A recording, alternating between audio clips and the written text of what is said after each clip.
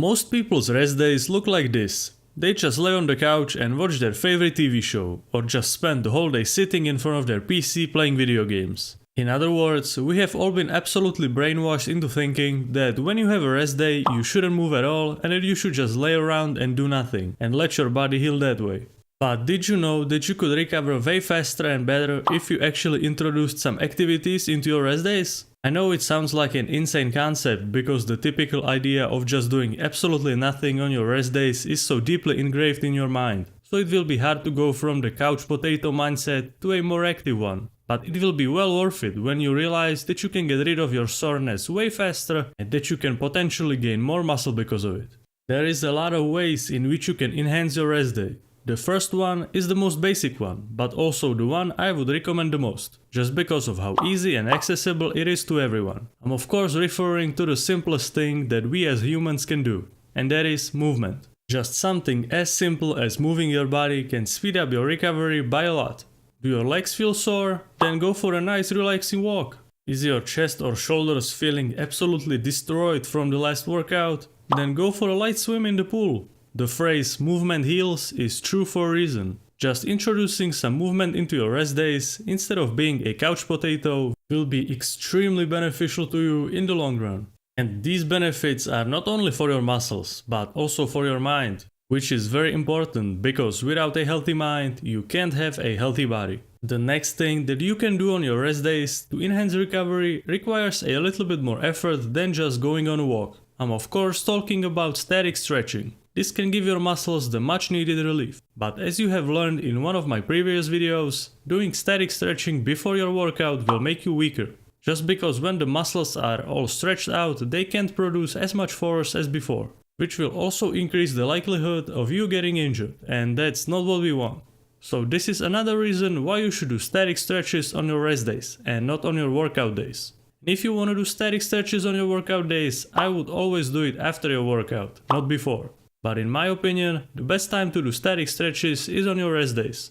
Just because you can get some blood flowing in your body and get that recovery bonus on your rest days. So just pull up a static stretching routine on YouTube that you like and go with it. You really don't need to overcomplicate it. The other alternative to static stretching is to do just bodyweight exercises with the optional addition of bands. Your goal here should be to just pump up your muscles, not to tax and destroy them, so keep that in mind. You can for example do just a couple of sets of bodyweight squats or biceps curls with a band and other exercises similar to these. It might seem like these exercises are so easy that it's not going to do anything at all. But that's kind of the point. The exercises shouldn't be hard. It's not a workout, it's a recovery technique. When you start moving your muscles, they will regenerate much faster than if you just laid on the couch the whole day.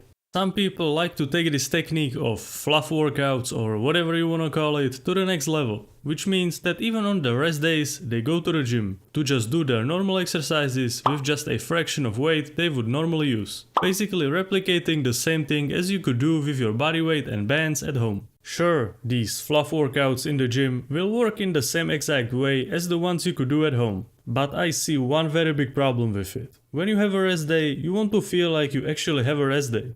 And when you go to the gym, even on your rest days, it mentally starts to feel like you have no rest days, because you just go to the gym every day, which can really mess with your mind. Yeah, your body might be getting better recovery from the fluff workouts, but you are forgetting about your mind. That is definitely not getting recovered, because all it sees every day is the gym. And in your mind, being in the gym basically counts as doing a workout. So even though your body will be recovered, the same thing might not apply to your mind, which might lead you to feel mentally burned out and overworked. So that is something to consider. Focusing on recovering your body is great, but don't forget that your mind needs to be recovered too. One of the most relaxing and enjoyable experiences for both your body and mind is getting a massage. Everyone knows that. It feels great and it will for sure help you to recover better. But massages are not free, at least not the professional ones. So it's not that easily available to everyone, like something basic like going on a walk. But it's definitely very good. What is also very close to massages is acupuncture. I'm personally a huge fan of acupuncture. It almost feels like magic, at least from my experience. If I feel like some part of my body is stiff, hurting, or being overtrained, acupuncture is always here to solve that problem. Of course, it's also not free, but I would highly recommend you to give it a shot, because I know that a lot of you have never tried acupuncture or are even scared to try it because of the needles. But you don't need to be afraid, it mostly doesn't hurt. There are some spots where it can hurt a little bit, like between your thumb and your index finger, but it's nothing extreme. So don't be a baby and try it out if you can. What I also want to mention is cold exposure. I have been dabbling with cold showers and ice baths a lot, but I'm personally still not really sure about the recovery benefits when it comes to bodybuilding, as the cold exposure doesn't really seem to work that well with the bodybuilding lifestyle. Because doing any type of cold exposure before or after your workout is kind of counterproductive. If you do it before your workout, your body will be all stiff and blunt, and that's the exact opposite of what you want. And if you do it after your workout, you are basically sabotaging yourself because the cold exposure will mess up the healing / muscle building process. So if you want to do cold exposure after your workout, wait at least 8 hours before doing so. But I personally think that doing cold exposure is much more beneficial to you if you are like an actual athlete, like a runner for example. But for bodybuilding purposes, I'm still kind of iffy about it. It is something that you will have to test out for yourself. What I like about the cold exposure though, is the challenge that you have to face every time that you get in the cold water, and how absolutely sharp your mind feels afterwards. So I primarily use it when I need to get the momentum going.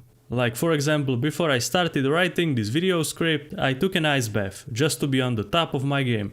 But I would only do that if I have a rest day or a cardio day. I would never do it on my actual workout day.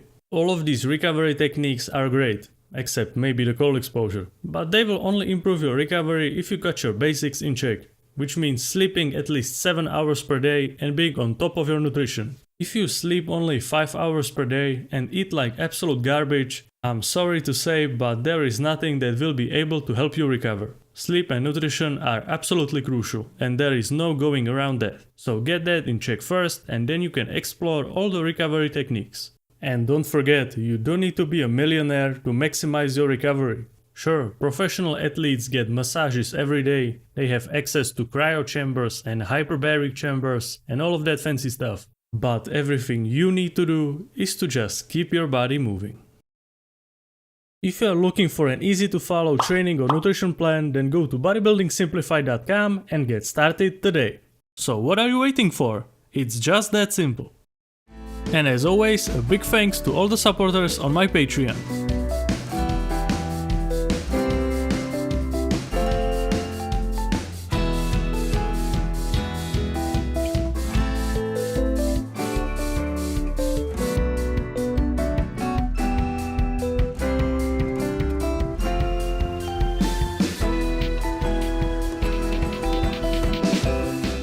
Did you like this video?